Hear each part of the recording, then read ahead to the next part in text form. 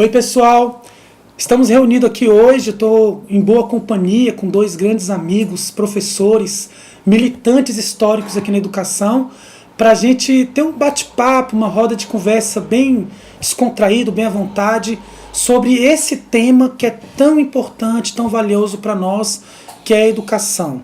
Sobretudo a educação pública, universal, laica, de qualidade, uma educação que nós acreditamos e que tantas pessoas lutaram, deram sangue, deram a sua vida, a sua história por essa conquista. Dentre essas pessoas, é com muita alegria, com muita satisfação, que eu estou aqui ao meu lado, o professor Bené, grande companheiro, grande camarada, e o nosso querido, nosso histórico, a nossa referência do PSOL, da militância, da educação como um geral, nosso professor Pantaleão. Antes da gente começar o nosso bate-papo aqui, a ideia é dialogar um pouquinho com quem está nos acompanhando sobre um tema que está tão latente aí na educação brasileira.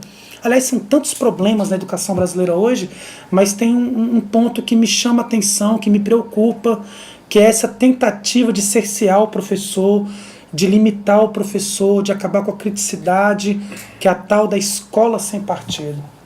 Professor Bené, vamos começar por aí. O que tu acha dessa discussão sobre a escola sem partido? Tudo bom? É bastante complicado, né, Wesley? Um olá para todo mundo, meus companheiros e companheiras que estão nos assistindo. Mas é uma questão bastante polêmica. Primeiro porque não existe neutralidade científica, não existe neutralidade de posicionamento de quem quer que seja. Qualquer tomada de posição, né, é uma tomada de posição. Claro. Portanto, escola sem partido é uma escola com partido. Claro. Certo? E segundo, essa posição de escola sem partido só serve, na verdade, para manutenção do status quo da classe dominante. É a ideologia deles. É a ideologia deles. E o meu companheiro aqui da área de ciências humanas, né, histórico, Pantaleão, conhecido essa Goiânia, nesse Goiás todo, sabe que o problema da escola sem partido é contra a nossa área, que é ciências humanas, né, que abrange história, geografia, sociologia, filosofia, antropologia, que deveria ter nas escolas de ensino fundamental e médio, e não tem, exatamente por conta desse partidarismo que já existe dentro da escola da direita, né, Claro. porque a antropologia deveria ser discutida também.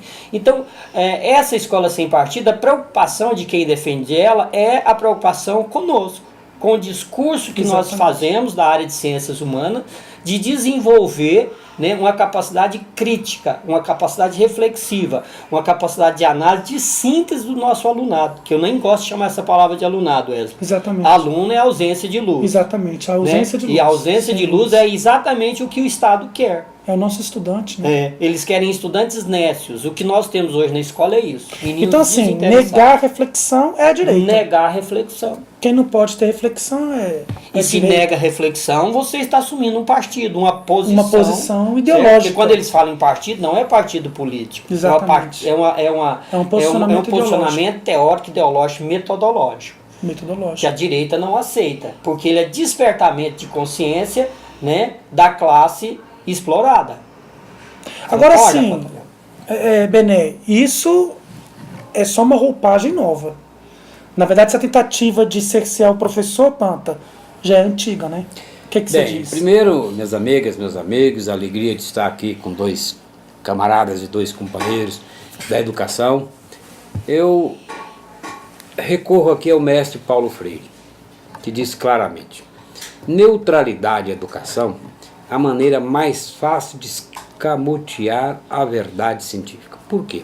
Porque isso é uma balela, uma conversa fiada, uma bobagem, que eles querem incutir na cabeça da população, que a posição de escola partidária, ora, isso é uma imbecilidade pedagógica, não existe isso, né? Porque se você pegar ao longo da história, o processo de mudança é um processo de reprodução. Darcy Ribeiro foi muito claro. O que a escola brasileira, ao longo da sua existência, desde o Brasil colonial até hoje? Reproduzia a classe dominante. Pega lá, se você pegar colônia, império, república, era os cursos de direitos, porque é para atender inclusive o esquema que a própria Igreja Católica montava dentro das escolas. O bacharel, o advogado. Com o processo da Revolução Industrial e toda a sua mudança a partir de 30 aqui, né, no governo Getúlio, você vai ter algumas alterações, reforma Capanema, tentativa das leis de mudança. Mas então nós gostamos de sempre dizer claramente, essa tentativa é uma tentativa de não querer discutir as grandes questões. Ainda repetindo Paulo Freire, evidente que nós não somos aqui três professores que somos, porque em época de eleição nós estamos falando de educação. Mentira! Nós estamos falando de educação todo dia, toda hora, e há muito tempo. Eu há 30 né, e você há muito 43 mais, né? anos de sala de aula, fui militante antigo dos grandes CPG, momentos, CPG, Sintego, Simples. Então eu gostaria de deixar muito claro uma coisa que o nosso nobre camarada, companheiro de luta, né? Eu gosto sempre de usar essas expressões. Paulo Freire dizia o seguinte, preste bem atenção. Quando você estabelece um currículo para atender exatamente a reprodução de uma elite, de uma burguesia, a mais cínica do mundo que é a nossa, pegamos aí como exemplo o período Vargas, que criou uma lei, a Reforma Capanema, para idolatrar as figuras nacionais em detrimento das lutas da população. Então, os livros didáticos eram apenas para fazer aquilo que o Getúlio queria durante o Estado Novo. Vamos pegar a outra ditadura, de 64 para cá, com as reformas implantadas principalmente no período Médici, Jarbas Passarinho, a Lei 5692, de primeiro e segundo graus, que foi uma blasfêmia contra a educação. Eu digo até, uma coisa que muita gente não concorda muito, uma das piores desgraças da ditadura militar no Brasil foi o massacre na educação. Por quê? Porque você tira a visão crítica, educação moral e cívica, o SPB, ou para como está o regime militar. Então, essa balela nós temos que combater. E outra coisa mais grave, o Congresso, né, a Câmara Federal e o Senado que formam o Congresso, você vê poucas vozes dentro desse projeto, né, de contestar essa imbecilidade. Então nós precisamos fazer, não só no Congresso, na rua, nos sindicatos, a luta dura contra essa tentativa, contra essas medidas, contra essas PECs abusivas que esse governo golpista de Temer e a sua quadrilha estão fazendo. Então, para mim, como professor, e aqui acho que eu tenho a concordância do Bené e do Wesley, essa é uma maneira extremamente grave da educação brasileira. Panta, você tocou num assunto aí que eu acho que é bem interessante fazer um link, uma ligação, sabe, professor Bené? Que é o seguinte... nós tivemos essa tentativa da escola sem partido, ainda deu uma recuada, parou, mas está em discussão, eles querem, de qualquer forma, toque de caixa, implementar a escola sem partido. E o interessante é que eles aprovaram aí, com o Ministério do DEM, na educação, a reforma do ensino médio, que também anda lado a lado com essas medidas. Porque olha só o que vocês colocaram aqui pra gente. Eles tiraram da grade curricular disciplinas fundamentais para dar criticidade, para trabalhar o aguçamento do desenvolvimento crítico do estudante, para tirar ele desse colapso de alienação que o professor aqui estava citando, para não ter essa produção, essa reprodução curricular, que foi as disciplinas como sociologia, filosofia, educação física e educação artísticas, né, as artes. Quer dizer, tira-se da classe trabalhadora disciplinas que são fundamentais. Não é uma tentativa sim, né, o encaminhamento da escola sem partido, mesmo não tendo aprovado ainda a escola sem partido. Foi uma medida paralela do governo golpista de Michel Temer, o ministério que é da UDEM, na época Mendonça Filho, e foi encaminhado isso. E agora tem a base curricular também, essa reforma da base curricular nacional. O que a gente podia falar um pouquinho sobre ela, professor Bené? Sobre essas medidas aí, tanto da reforma do ensino médio, como também a questão da base curricular. É nesse caminho, é isso? É um golpe na educação? O que está acontecendo? Esse pessoal da direita costuma xingar Freire. Freire que foi respeitado mundialmente, né, Panta? Freire que foi exilado na ditadura militar cujo método foi ter sucesso lá fora, inclusive na Europa. Um método de alfabetização, né? Educação então, popular. um método de alfabetização revolucionário que realmente alfabetiza. Hoje, inclusive, professor Wesley, professor Pantaleão, eu sou um estudioso dessa renovação, né? dessa escola que precisa ser construída a partir do... E para mim entra a questão metodológica, didática, e eu hoje defendo muito, tem vários modelos, mas tem um modelo que eu defendo muito hoje, que é o modelo da Escola da Ponte. Exato. O professor José Pacheco está no Brasil já, Exato. Inclusive, não sei nem o que ele está fazendo, me dizem que ele está prestando serviço ao Ministério, mas não sei que tipo de serviço, né? A transformação da educação, né? O despertamento de consciência é fundamental para a libertação e inclusive para a instituição de um país autônomo, né? De um país soberano, tá? E o que estão fazendo aí com essas reformas paliativas, né? E que infelizmente a maioria dos nossos pares, Panta, eu falo isso porque eu estou lá vivenciando, não conseguem fazer uma análise crítica dessas reformas mascaradas que fazem, infelizmente não conseguem, né?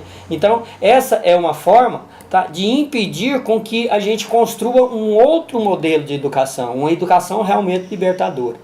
E o mais agravante disso tudo, e aí eu vou dizer que a nossa educação é caótica e é um caos proposital, e aí, portanto, ela né, aqueles que que estão defendendo a não partidarização da escola, né, são partidários, né, porque o que eles estão querendo fazer é partidário, e é partidário ideológico, de direita, né, e a escola, eu lembrei aqui agora um livro do Louis Althusser, né, que ele chama Ideologias e Aparelhos Ideológicos de Estado, quando ele coloca, né, que a escola é a principal agência de reprodução da ideologia dessa classe dominante, e o professor acaba sendo o principal agente de reprodução dessa ideologia do Estado, exatamente. Do aparelho ideológico de Estado. Então essas mini reformas que estão acontecendo aí são para mascarar, né, para não vir de uma vez, né, e ir entrando devagarinho, e conseguir o objetivo deles, né? Então isso é extremamente grave e vai refletir na política liberal e neoliberal desse governo, que é o quê? É privatizar, entregar as nossas riquezas para as multinacionais, né? Concentrar. E é pela educação que a gente vai impedir isso. Eu costumo dizer para os meus alunos, para os meus estudantes, eu não gosto de chamar de alunos, que só há uma forma do nosso país se tornar soberano. Só há uma forma do nosso país se tornar uma potência mundial, não nos moldes de estar explorando os países mais pobres, mas criar uma outra ideia de potência mundial, né? Só há uma forma, pela educação. Não há outro meio. Não há outro meio. Se você pega a história, o Panta... A educação, né? É tudo. Se você pega a história, foi pelo processo educativo que aconteceu, inclusive, as revoluções socialistas. Embora para nós não sirva de modelo, nós temos que reconstruir uma outra ideia de socialismo a partir da nossa realidade. E mostrar para o povo, né, Panta, o que é socialismo. Não é esse demônio que fala. Não. Que essa escola, né, de partido que já existe dentro da escola e fora dela, querendo calar as nossas vozes, de rebeldes, né, eu gosto dessa fala do Panta, como nós, eles querem calar as nossas vozes. Exatamente. E agora, um detalhe, né, Panta? Quais que são os professores de referência dos nossos estudantes? São professores críticos como o Panta, são professores críticos como o professor Bené, são esses que fazem a diferença na escola. São esses que os alunos dão feedback direto, né? Eu posso mostrar para quem quiser ali, ó, esse professor fez diferença na minha vida. O professor Pantaleão fez diferença na minha vida, porque ensinou a criticidade, né? Então, eu gostaria aproveitar um aspecto importante que eu comecei a levantar. Há uma coisa que isso que o Bené está levantando é fundamental. Outro dia eu estava num debate na Universidade Federal de Goiás, eu observei bem a fala de uma professora, né? Vamos pegar aqui o golpe em si. O João Goulart fez o seu plano, né, o plano de base, com a reforma de ensino do método Paulo Freire, e aí vem um detalhe que ela chamou atenção muito bem, por sinal. 12% para a educação, que era fantástico isso, né? Hoje, nós temos o governo que não aprova os 12%, que não joga esse dinheiro na educação, que, como dizem por aí, até os ministérios públicos, estadual, federal, anda falando, o dinheiro no meio do caminho some, não se aplica. Sempre some. Sempre some. E um Sempre detalhe, fica vocês já no lugar. observaram que as grandes corrupções do país, ora é na saúde, ora na educação? Porque, na verdade, o método Paulo Freire, que bem lembrou o Bené, não serviu para nós, para o exilado, mas lá, vai em Moçambique, vai em Angola, vai nos países africanos, Ao Europa, reconhecimento. em todo mundo ele é homenageado. Voltou, foi inclusive secretário de Educação do governo Luiz Erundina, em São Paulo, São né? Paulo que tem Marcou a sua presença. Então eu gostaria de recordar que isso não é por acaso, não existe acaso em história. Isso é conversa fiada, é a repetição. Se o golpe tinha como objetivo almejar a educação, era matar estudante e proibir a escola questionar. Porque, principalmente no movimento secundarista, que eu participei ativamente, foram onde mais mataram estudantes, mais sumiram com gente, certo? E até um dado curioso, né? Os universitários certamente não vão gostar do que eu vou falar. O movimento secundarista, nesse período, foi mais ativo que o movimento universitário. Então aí, Wesley e Belé, por que repetir? Agora você está numa pseudo-democracia, onde você tem todo dia medidas precárias dentro de um golpe que estabeleceu-se aí esse governo fatídico e safado. Aí tem um detalhe, não se pode repetir um golpe porque a ação militar hoje o clima não é tão propício, né? Mas se pode fazer reformas para enganar a população, para evitar a compreensão da sociedade, e eu falo isso que eu vivi isso, eu sei muito bem do que eu estou falando, quando o camponês, através das próprias ligas camponesas do Francisco Julião, quando os camponeses trabalhavam a ideia da educação rural. Então, amigos, eu acho que nós estamos vivenciando um problema que às vezes não tocamos e temos até preocupação de tocar. E um outro dado, Bené e Wesley, que a direita está usando muito bem, com esse discurso, do escola, virou discussão de partido, blá, blá. Ora, qual, e você foi muito claro nisso, qual mudança você teve na humanidade, desde os primeiros passos da humanidade até hoje, sem uma posição política? A ação ela é política. Bom, o que nós estamos fazendo aqui? Ação política. O engrandecimento da política. E isso é democracia. Isso é democracia. Democracia. Aristóteles. Então, nesse sentido, eu acho que nós deveríamos, enquanto professores, e aí retomar, e eu sempre brinco, né, quanto tempo mais passa, melhor eu fico, mais jovem eu estou. Sabe por quê? Porque eu acredito, e aí o velho camarada Gonzaguinha lembra, né? Eu acredito nessa rapaziada. Quer dizer, é evidente que é uma manipulação. É claro, como você bem disse. Quer dizer, porque dados são mascarados. Pega a televisão aí todo dia, de 10 alunos, 4, um sabe ler, o outro não sabe interpretar. Nós temos o chamado intelectual. Quer dizer, a fabricação no período militar. O Bird tacava dinheiro aqui e precisava de maquiar os dados para mentir para eles, para pegar dinheiro. Para justificar. E essa lógica permanece. Exato, quem denunciou isso? O que é o IDEB? Não é eu que estou denunciando isso. O que é o IDEB? O que são essas avaliações institucionais? Quem denunciou isso? O próprio Bird. Falou assim, mas isso é mentira. A educação de vocês é uma porcaria. Porque o estudante brasileiro foi lá não sei aonde, pegou um concurso de... Ora, gente, você pega quantos milhões de alunos que não estão concluindo o primeiro grau? Quantos milhões de alunos estão concluindo o segundo? E quantos estão se afastando, gente? Eu acho que a questão curricular, né? Eu acho que ela tem que fazer uma análise das questões regionais.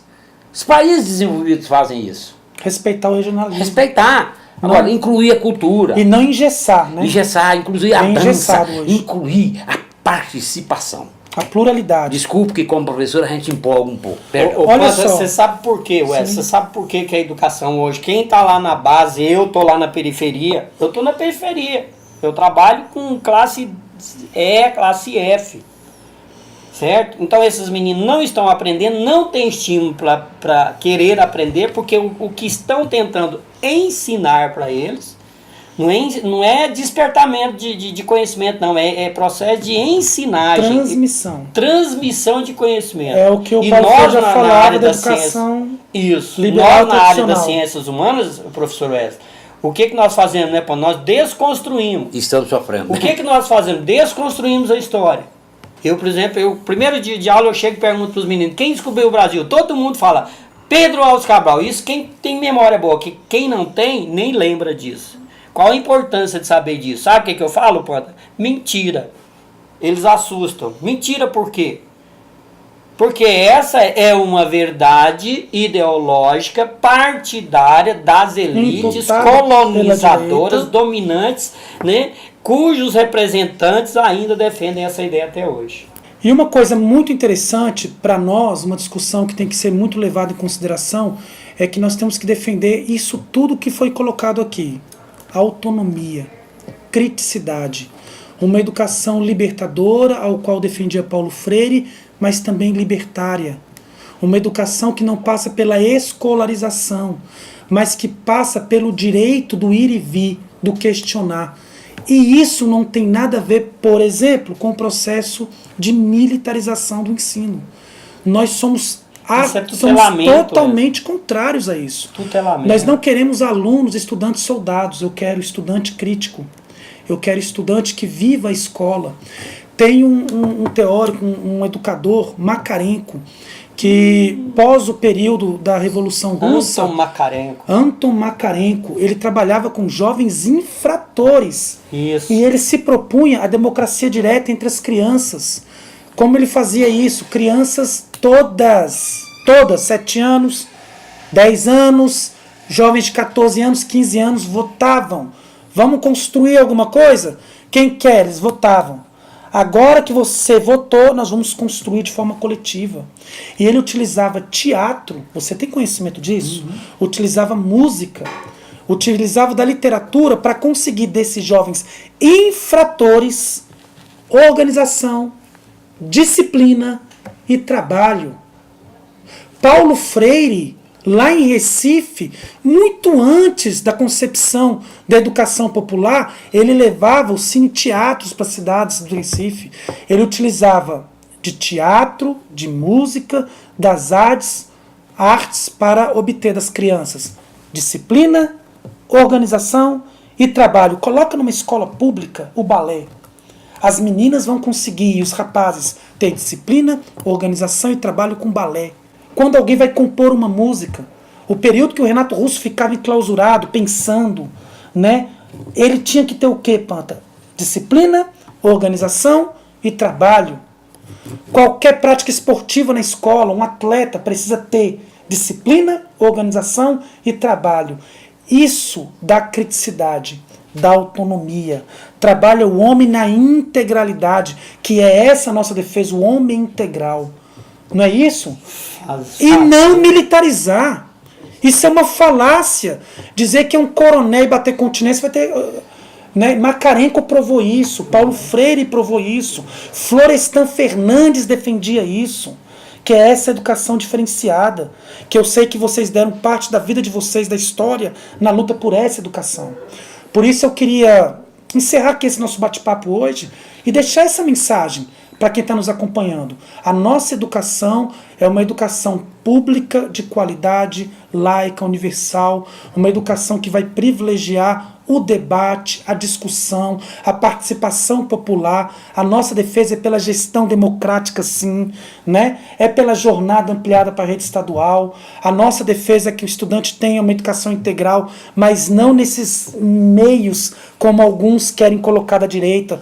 Nós queremos implementação de balé, de futebol, de música, de produção, como diria Marx, produção, né? É uma horta para você poder produzir para a sua merenda escolar. De repente, por que não pensar numa padaria? Fazer com que esses estudantes possam também produzir academicamente. Né? Olha só o que o governo fez. Cortou investimentos nas universidades públicas. Nada de criticidade.